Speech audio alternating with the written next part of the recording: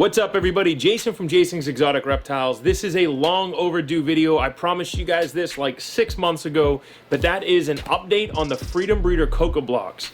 I am going to show you what I've learned on how to expand it. I want to give you my thoughts on what I like about it, what I don't like about it, how it compares to other compressed coconut substrates like this.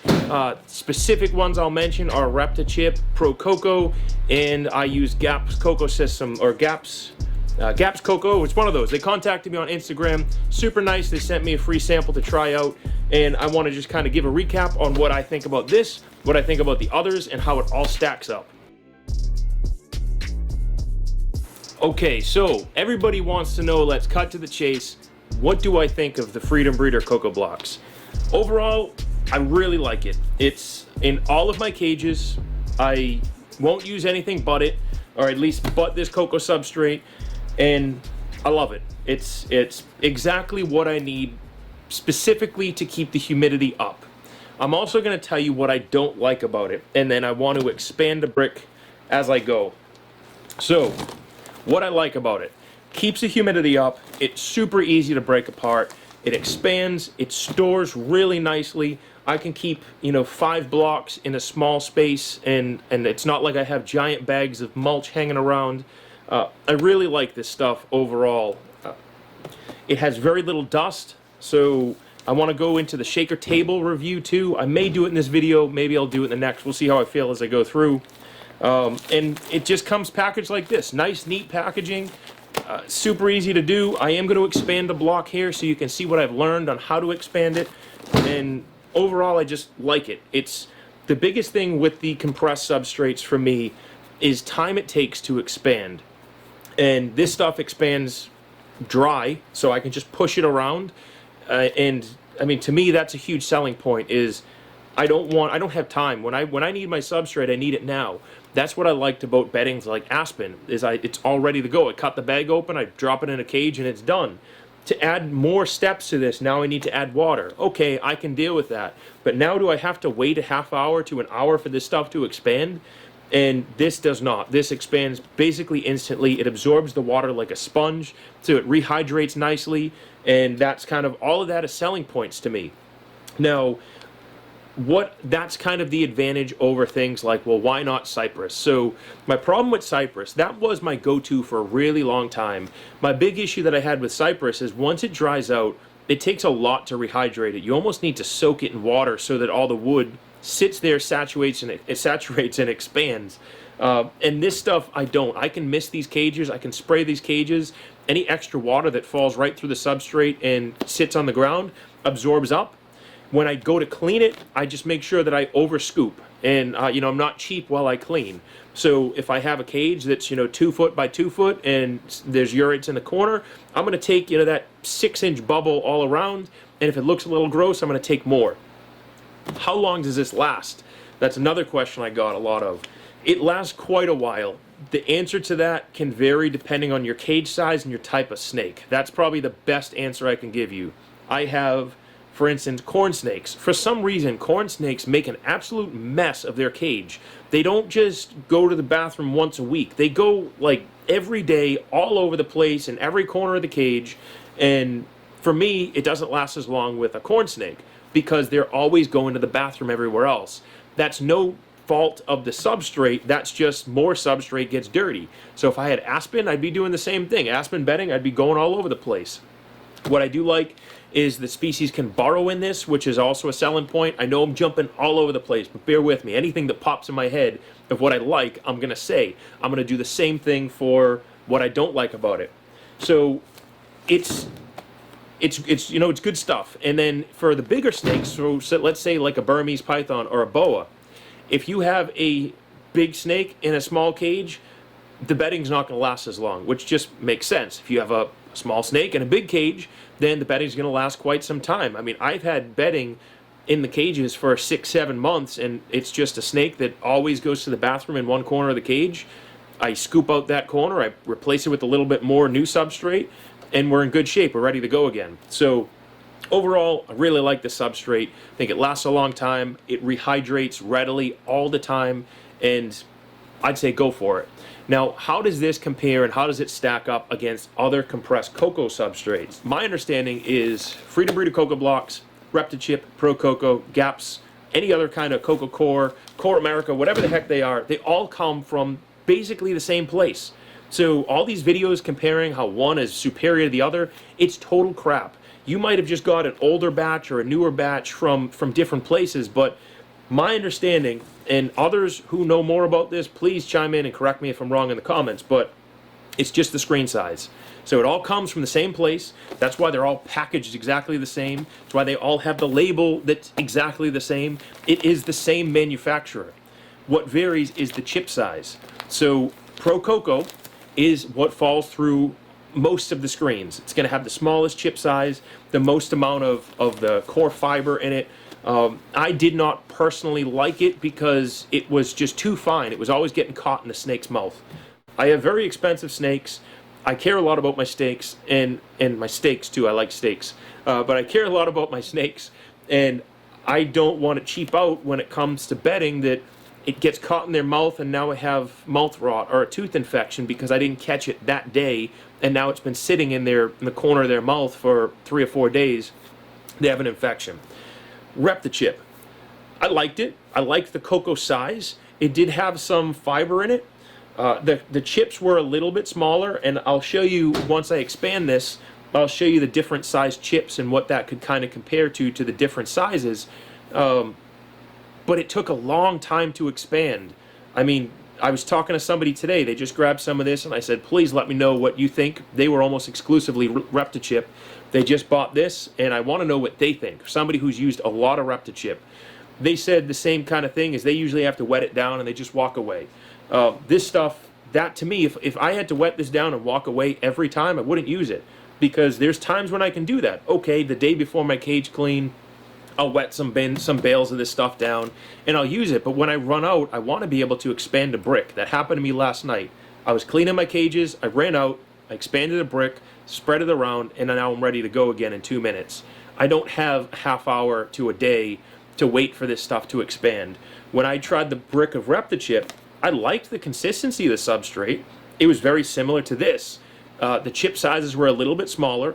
It had a little bit more of the fines, but I was okay with that. I can't bash it. It was fine, but it just took too long to expand. That was my biggest complaint about it, is I wouldn't use it. It took too long.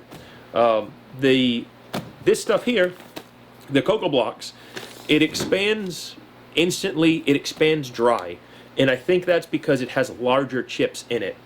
Again, I'll show you that once I get to expanding this. It has larger chips in it, which I think help it expand faster, but then it also gives a more well-graded size to it. Now, the interesting thing, one of my big complaints, Jesse from Freedom Breeder, if you're watching this, is I've noticed that over the pallets that I've got, it kind of changes. So I want more consistency. I want every pallet, every block to be exactly the same. So maybe you're working on that. Maybe you're still trying things yourself. You know, Freedom Breeder is saying, all right, let's try the biggest chunks we have. Let's try the small chunk. Let's try the different gradations. You know, to me, it sounds like Freedom Breeder is trying to make a substrate that expands fast, which means it's not going to have a lot of the little fines. But one of the batches I got, it had too many large chunks and not enough of the small. So what happened was, when snakes went to the bathroom, it just went right through, and there was nothing catching it. There was no fines. So that was kind of one of my complaints. This batch I have is like perfect. It's like my first batch. So I've gotten 3 batches from them so far. My first batch was like, I don't know if I can live without this. My second batch was like, what happened? You know, I don't, and I'm buying pallets, so it's 210 blocks at a time. And my third batch I got is back to, wow, this stuff is awesome again. It has all the different gradations, all the different fines. So it's I don't know if they're just going through different manufacturing issues with COVID happening. Maybe they just needed to get some containers of stuff. I don't know what it is, but I did notice that the consistency between at least the 3 batches that I got were a little bit different, and now they're spot on. So Jesse, if you're watching, the last pallet you sent me, make sure you keep telling the manufacturer to get this stuff. It's awesome. I've even noticed, I feel like the bag is different. It's a different bag that doesn't tear as much, which I'll get into as I go to expand this. So I've talked a bunch. Let me flip the camera around. I'm going to show you how I expand it and go from there. I somewhat lied. I'm not going to show you exactly how I expand it because I use a hose, but I will show you how I expand it when I am cleaning, because this is more similar to what you guys would probably be doing. Not everybody has a hose in their reptile room, but we all have little containers that we can use, or a watering can, or whatever you want to do. So step number one, or key tip number one, is hot water. I mean hot. As hot as you can get the water, this stuff expands like incredibly in hot water. So first thing I'll do is I take my razor knife, this bag like this, turn it upside down so the handle's on the bottom, and I'm going to cut around the edge.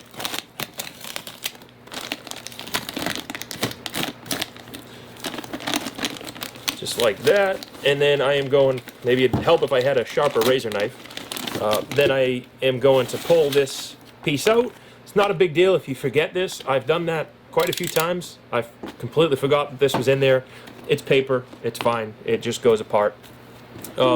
Normally, I would then take the hose and put it right on the block and spray around like this. What I'll do for the sake of the video is I'm going to fill this up, and it usually takes 2 or 3 of these up to about this line here or somewhere in there. I don't measure it out. It's just whenever it looks right. So I'm going to spray this in.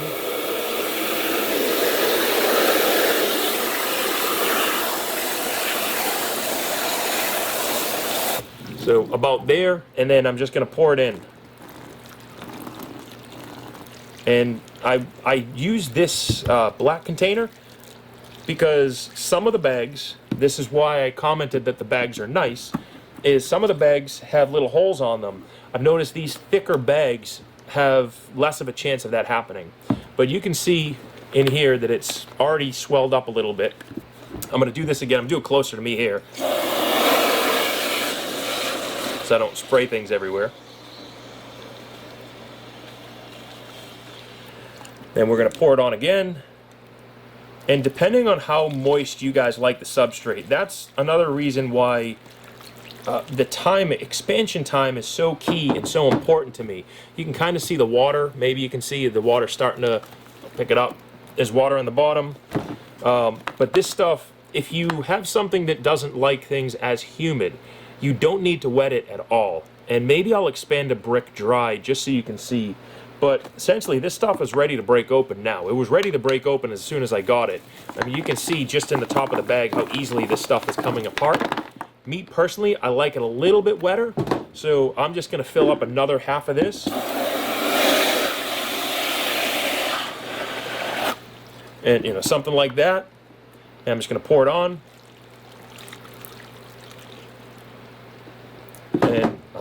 And maybe I'll hold this up so you can watch, you know, as it expands. But it starts there. I'm going to put it down again so you can kind of give it a shot. Get my hose out of the way. And I usually don't wait for it to soak up everything at the bottom. Now I just typically flip it around like that. You know, there's really very little water at all.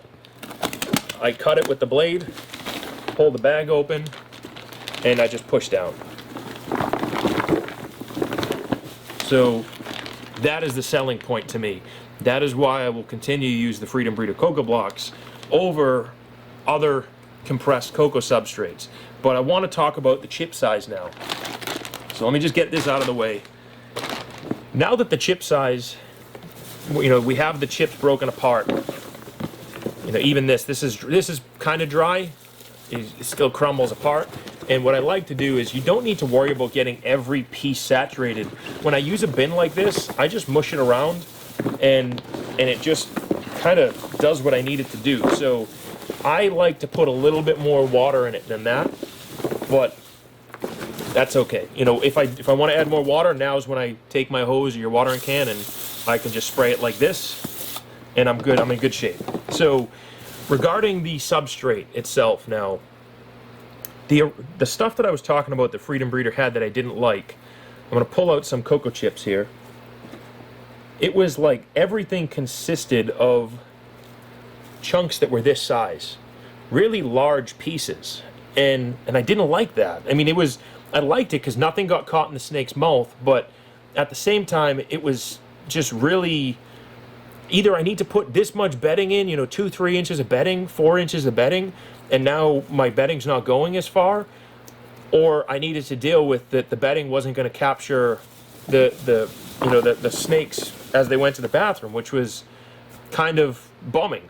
Now, what I have noticed in all of the substrates, they all have little pieces of stuff like this, little pieces of plastic or rope. I couldn't find a difference from one to the other. No one is cleaner than the other. Again, I think it all comes I think they just scrape it up off a beach or something like that. Not 100% sure, but there's, little pieces of plastic in every substrate brand I've found. I didn't find one that didn't have that. So, if that's gonna bother you, don't go for it. It's perfectly fine for me. Now, talking back about the chip size, is Reptichip was more something little pieces like this, but also more, fibers. It's more of this kind of consistency where there's a lot of these fibers and then smaller chips. And that was very similar to the Gaps. I wish I remember the name. Gaps Ecosystems, Gaps Coco, which I liked. I didn't mind it. But what I like about this Freedom Breeder stuff is it's well graded. It has at least this new batch, has the larger chips, it has the smaller chips, it has the medium-sized chips. It has a little bit of the fiber that helps hold that humidity and maintain that moisture. So that's something that I do enjoy about this overall. And can't say enough good stuff about it. I mean, it's in every one of my cages. You guys have seen my videos. I'm not trying to sell this stuff. I could care less if you buy it or not. I do sell it. If you're local, buy it from me, please. I'm in Connecticut. It helps me move the pallets that I buy, and I like it a lot. So I don't care if you buy Reptichip, Prococo, Gaps, some brand name you found at a farm store, Freedom Breeder. Doesn't make a difference to me. I like the Freedom Breeder stuff. I'm going to continue using it. I use it in all my cages. So the next thing I want to do here is talk about the Freedom Breeder table that I'm on top of. I really like it. I don't use it as much anymore with the CocoBlox, although you can see I do still use it for the CocoBlox. It's like my go-to cleaning table. I use it every day that I clean snakes, and it's the perfect table. For the price, it's all stainless steel.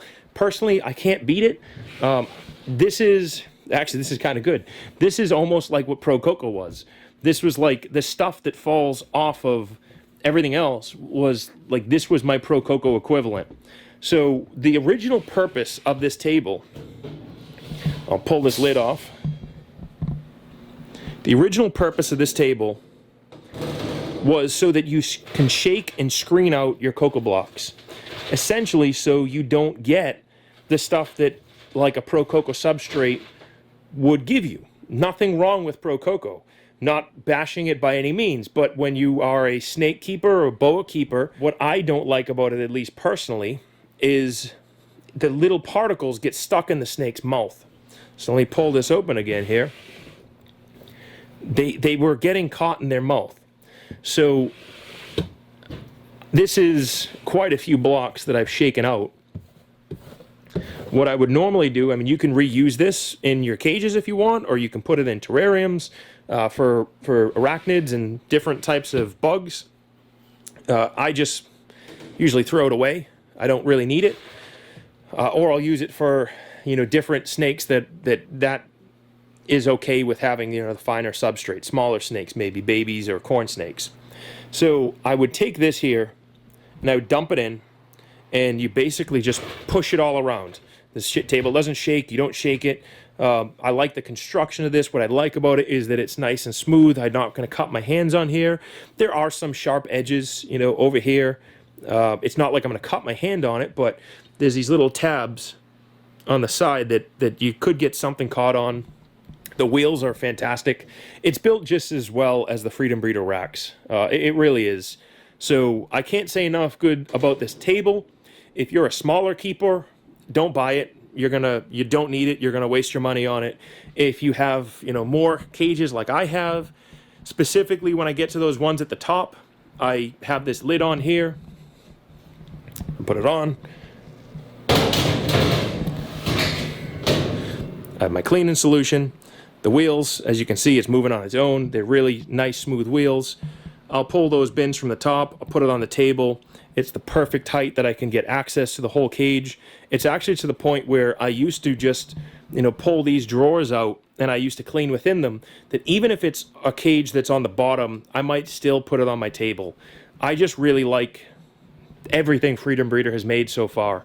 They even have these little thermostat clips that go on the back of their heat panel. I really like that. I haven't tried their thermostats themselves, but I like the clips.